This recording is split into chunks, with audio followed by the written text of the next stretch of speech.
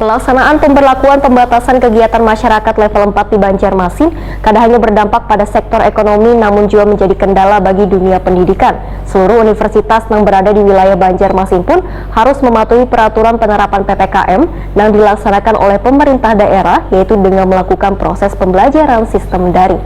Pemirsa, berikut untuk kabar selengkapnya. Pelaksanaan pemberlakuan pembatasan kegiatan masyarakat level 4 di Banjarmasin kadang hanya berdampak pada sektor ekonomi, namun juga menjadi kendala bagi dunia pendidikan.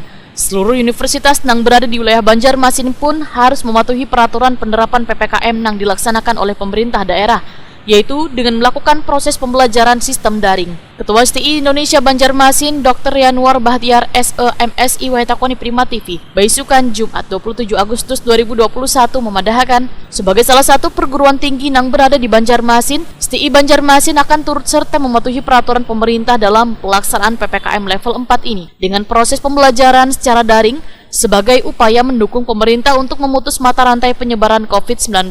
Menurut Yanuar Bahtiar, mahasiswa pun merespon baik adanya pembelajaran secara daring ini, karena sebagian dari mereka bisa sambil bagawi serta melakukan aktivitas lainnya. Tapi ada pula sebagian mahasiswa, ujar Yanuar Bahtiar, mengeluhkan pembelajaran secara daring ini lantaran proses pembelajaran kada berjalan nang kayak biasanya. Selain mengeluhkan waktu belajar nang hanya sejam, juga kada bisa langsung berinteraksi dengan mahasiswa lainnya maupun dosen pengajar dengan baik. Yanuar Bahtiar menyatakan bagi mahasiswa semester akhir maka diberikan izin ke kampus untuk melakukan tugas akhir untuk bertemu dengan dosen pembimbing, tetap dengan menerapkan protokol kesehatan dengan memakai masker wayah memasuki lingkungan kampus. Perpanjangan daripada PPKM, maka bisa dipastikan sudah perkuliahan kita akan kita lanjutkan dengan pola daring, ya, pola daring. Nah, ini juga supaya kita mendukung upaya pemerintah untuk memutus mata rantai daripada COVID-19 yang memang di Kalsel angkanya cukup lumayan tinggi gitu ya.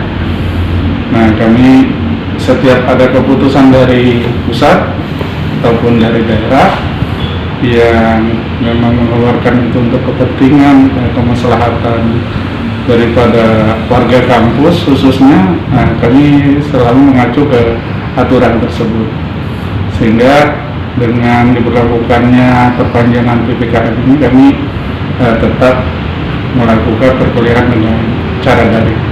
Dan respon mahasiswa sebenarnya khususnya yang di kelas untuk karyawan dan kelas magister manajemen itu mendapat tanggapan yang sangat positif sekali, karena mereka beranggapan bisa sambil bekerja mereka sambil bisa juga melanjutkan studi mereka. Ini yang sangat positif sekali dari tanggapan mereka yang membutuhkan memang perkuliahan daring untuk itu.